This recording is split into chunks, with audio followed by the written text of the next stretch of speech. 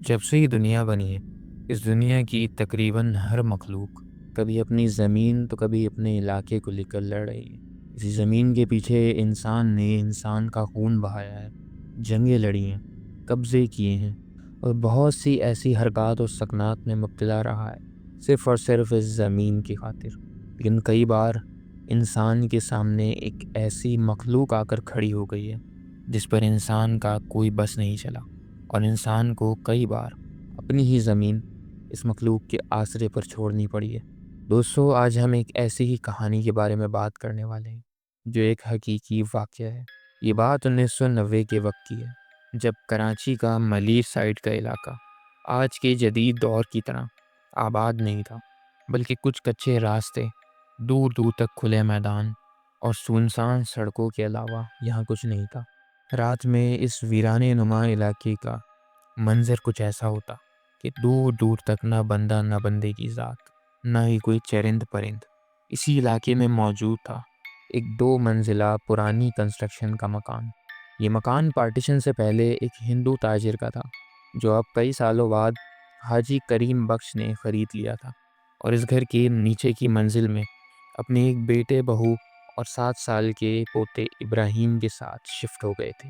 گھر خریدنے کے بعد پہلی منزل کی مرمت ہوئی تھی، لیکن دوسری منزل کو ضرورت نہ ہونے کی وجہ سے بند ہی رکھا گیا تھا، اور گھر خریدنے سے لے کر اب تک یہ پوری منزل کبھی کھولی ہی نہیں گئی تھی۔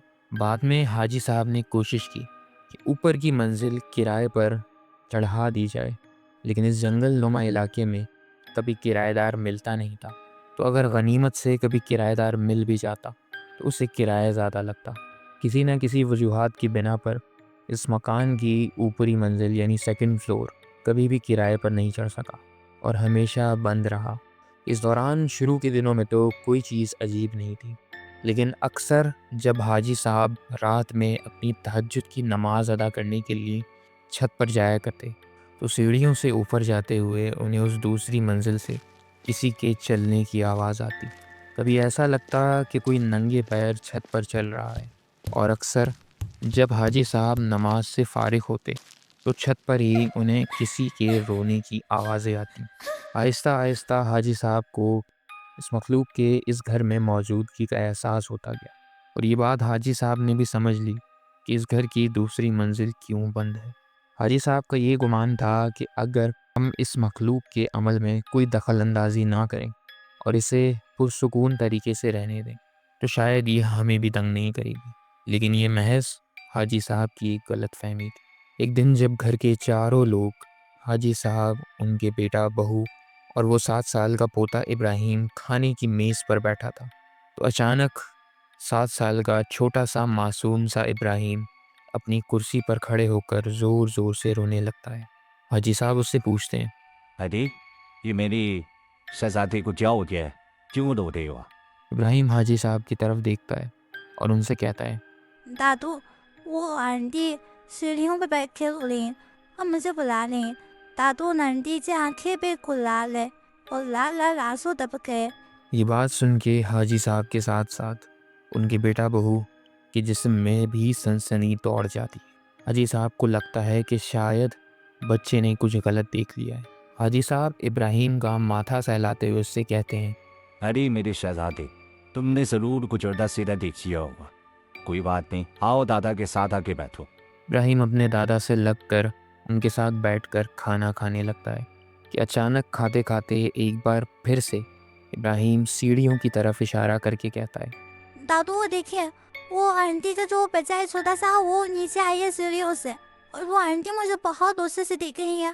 کھانے کی میز پر بیٹھی ابراہیم کی ماں اسے گود میں اٹھا کر اپنے کمرے میں لے جاتی ہے۔ اب کھانے کی میز پہ صرف حاجی صاحب اور ان کا بیٹا امجد بیٹھا ہوتا ہے۔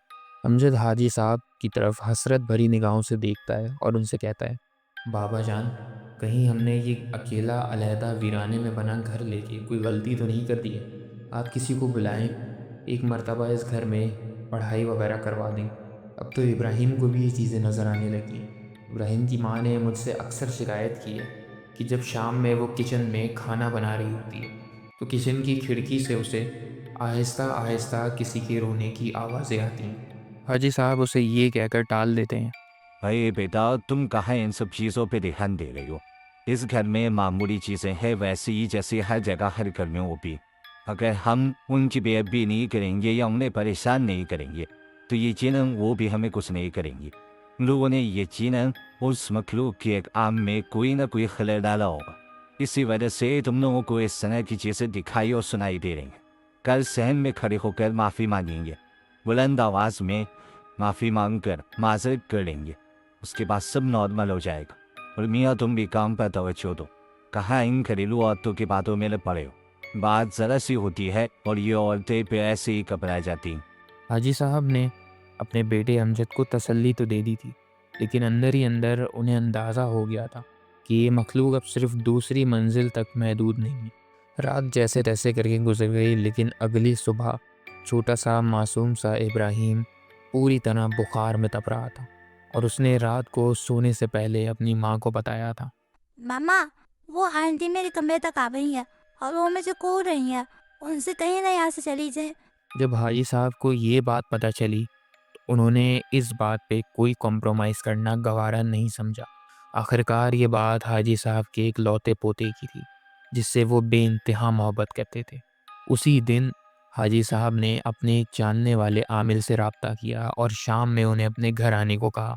जब शाम हुई और वो आमिल साहब घर आए, उसके बाद उन्होंने आते ही हाजी साहब से दूसरी मंजिल खोलने की दरख्वास्त की।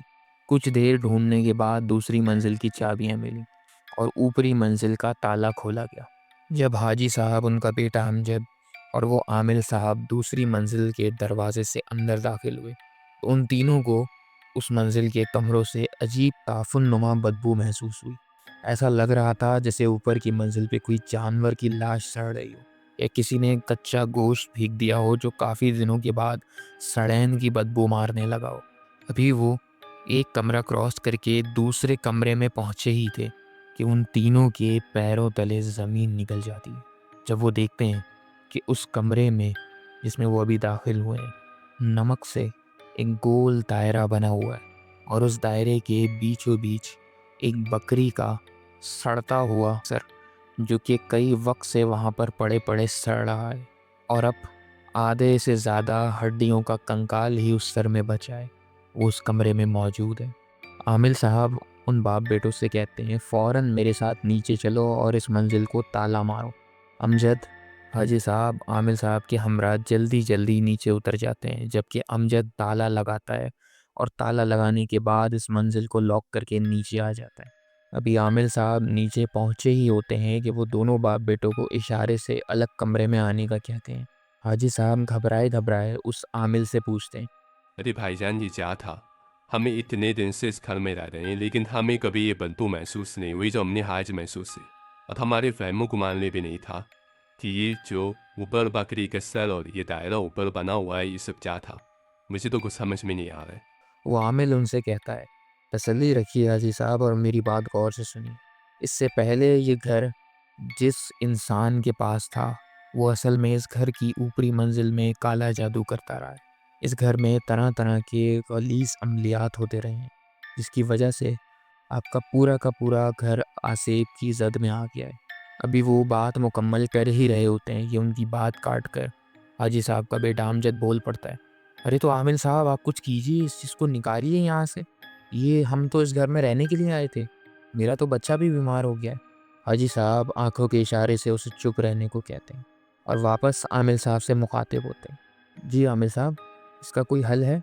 आमिल साहब नफ़ी में सर हिलाते हुए उनसे कहते हैं कि हाजी साहब आप समझदार आदमी हैं, नमाज रोज़ा करने वाले हैं।